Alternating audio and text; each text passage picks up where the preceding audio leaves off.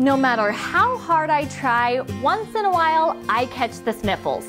Thankfully, I have Sniffle Stopper, one of the kid-safe synergies from plant therapy. When kids are congested, this essential oil blend is safe to use.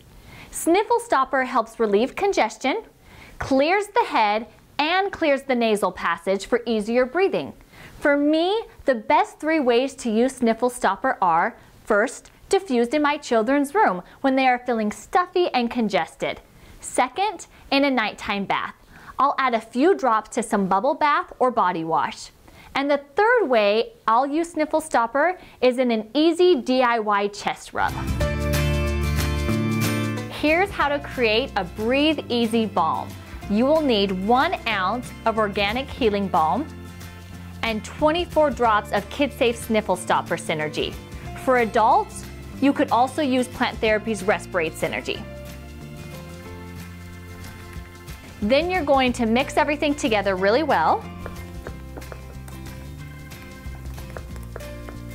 You may want to warm your healing balm slightly if you happen to store it in a cool place. After you've blended the ingredients, simply apply to the chest, back, or feet.